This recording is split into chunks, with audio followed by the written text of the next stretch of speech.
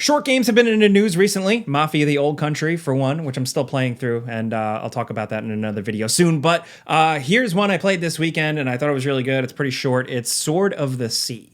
Now, full disclosure with this one, I'm a big fan of this studio's games. Essentially, long story short, Matt Nava, the guy who was like the art director for Journey. Remember Journey? The critical darling that kind of like shook up the creative scene, the kind of smaller budget art game scene. Well, Matt Nava went on to form his own studio, Giant Squid, and they made Abzu and the Pathless. Abzu was like the artsy aquatic swimming diving game. The Pathless was like a nature focused kind of adventure bow and arrow game, but with weird spins. And that's the whole thing here, is that the experiences that Giant Squid makes are shorter, creative, different, light. And sometimes that's just, what the doctor orders. Sometimes that's what I'm in the mood for. I loved Abzu. Abzu is like one of my favorite kind of chill vibe experience games. And I'm going to use that word, like vibe is overused. I get it. But with these games and with Sword of the Sea, a lot of it is about vibes. It's not intense mechanic play. It's not high scores. It's not combat, really. It's just more about the experience. And if it sounds like I'm being a little artsy fartsy, maybe I am, but I get a lot of enjoyment out of these types of games. And Sword of the Sea hits on all the levels that I expect from the people that make these games. Incredible art, just like beautiful design, colors, characters, things I haven't seen before. Flowy, smooth gameplay that is not only just like easy and intuitive and smooth to control, but also gives room for a little bit of player expression and a little bit of finding your own fun with it. And some incredible music to back it all up. So here it's Austin Wintory, again, famous video game composer, here rocking with multiple different types of choirs that sound different, a full orchestra, and it really, all of these things combined, the smoothness of the gameplay, the mechanic, the very simple kind of abstract touching story, all that really combines to form something pretty cool. So Sword of the Sea, the pitch is, again, easy for me because I like their previous two games, but this is like, yeah, what if it's a little bit like Journey? What if it's a little more aquatic like Abzu? What if it's got a little bit more engaging elements like the Pathless? But then also you're a dude on a skateboard, basically. I'm in. So in this year, this like ancient warrior reawakened, and you're on you have a ceremonial sword, this big intricate sword, and he rides it like a surfboard or a skateboard. You're kind of surfing the way the game controls, right? You're smoothly hitting all these little lips and dips either in the water or like in a desert, in the sand or on ice. And you're busting out kick flips. You can do grab tricks. You can do hold tricks. You can do flip. And that is essentially not tied to anything, really. It can be later on in some ways, but for the most part, it's you doing it because you want to do it. And I think that's interesting. You're doing it because it's fun. In this game, it's pretty linear. When you're cruising through from like one thing to the next, you're hitting jumps, you're flying around, you're doing grab tricks. You're just doing it for fun. You're doing it for a little flair, a little player expression. You're expressing yourself through the controller and just having a good time. It feels good. It plays well. And you're hitting those jumps and tricks just cause. Not to like get a high score or beat the game or anything. You're just doing it. And this kind of reminds me of Abzu. Abzu, you were a diver. You were swimming through the ocean looking at all this magical stuff. But you could also swim really fluidly, and you can even pop up in the air and do little flips and spins. And I found myself in that game doing that so much just for fun, for no reason other than that I just got a kick out of it. So you have all that here in Sword of the Sea, and you're going through, like I said, a very linear adventure that is kind of about restoring stuff. The games always have a theme of that, like with nature and stuff. So here, you'll be skating around a desert area, and if you activate some nodes, then you will get splashes of water and aquatic life, and just how the game kind of plays with that, with different elements, where you'll be you'll be surfing essentially on sand dunes, and then if you hit a little patch of water, it looks like there's water underneath, if that makes sense. And when you hit the water, there's like a tactile thing to it, because I played with a DualSense controller, different vibration feel, different control feel.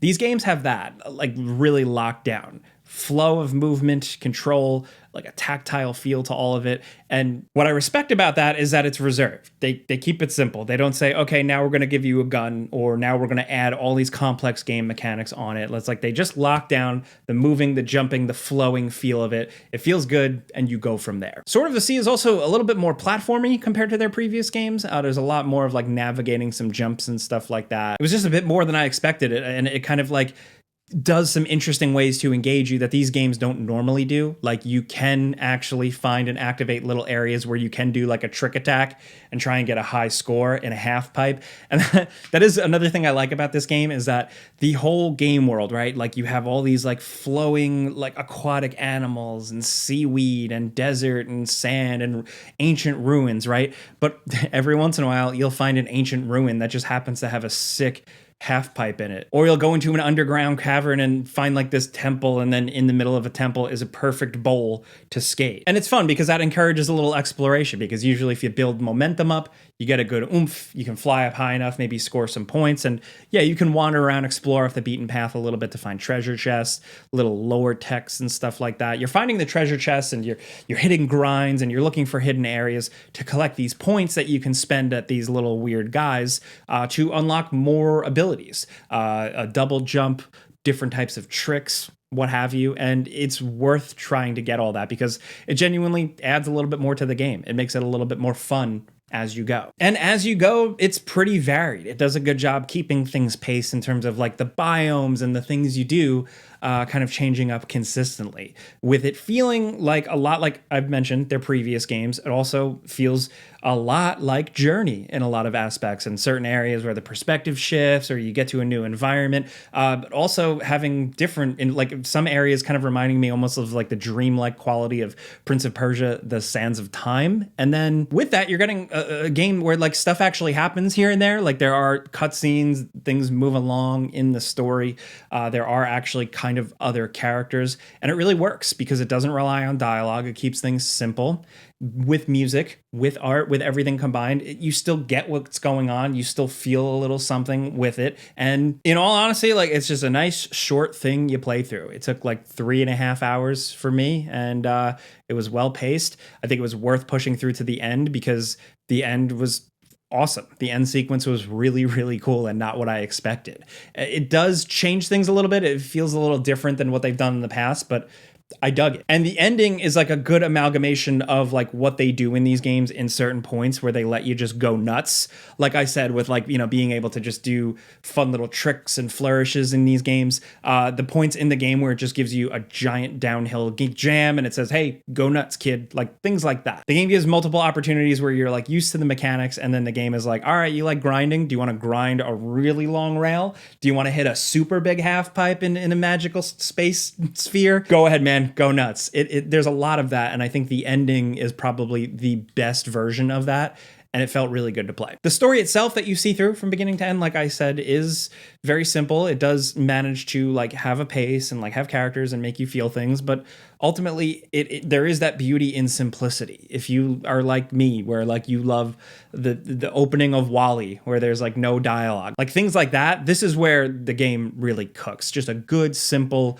open and shut, kind of vague, but like artfully vague story. So if you can't tell, like it's very simple. Like I like, hey, it's a 3 or so hour thing. You play through, you have a good time. So obviously that's not going to be for every type of person. And whether you're playing it on PlayStation Plus or like full price, like, you know, it depends. Your mileage is going to vary, but I'd say definitely give it a shot at one point, especially if you're like me and you played the Pathless or Abzu or even Journey and you liked one of those.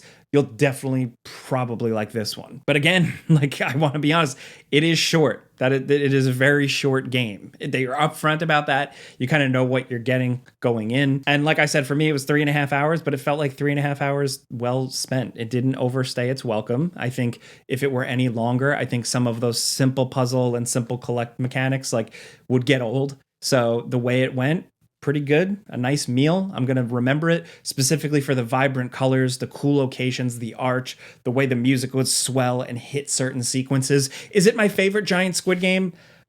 I think maybe technically in a lot of ways it may be their best, but I have a real soft spot in my heart for Abzu because I went into that game thinking like, I don't know if I'm going to like this. Am I going to get any fulfillment out of just swimming around? And somehow, because of the way they build these games, the way it feels, the tactile nature, I did. So if you've never played any of their games in the past, maybe you'll have that moment, that aha moment, that moment where you get it with here, Sword of the Sea. Either way, check it out. Check out any of Giant Squid's other games, but Sword of the Sea is out probably by the time you're watching this video. Look, sometimes I like a short game to fill in between bigger games. Maybe it's a weekend or a day on the weekend where I only have like a little bit of time to play. And I love experiences like this that respect my time, want to show me some cool shit, and not drag things along. So that's where I'm at with that. I definitely want to know in the comments like where you guys are at with these types of games. If you've played previous ones I've mentioned, I'd love to know what you think. And if you're jumping into Sword of the Sea, let me know how you feel. If these games aren't for you, totally understand it. Would love to hear some, constructive, interesting feedback around that. But like, yeah, let me know what you think about short games, 3-hour games that feel justified in terms of price and quality. Like, just let me know where you're at with this stuff. Let me know what you think about Sword of the Sea. Anything at all, hit me up. Of course, you can find me on social media at Jake Baldino. My favorite place is Instagram these days, so that'll be linked in the description down below. It's a chill app, but chill app. Shut up. What? What am I saying? Anyway, I'm Jake Baldino. Thank you guys very much for watching. If you get this, I'm just talking about things I really like. Clicking the like button helps me. But for now, I'm Jake Baldino. Subscribe because video games. Pizza's on me.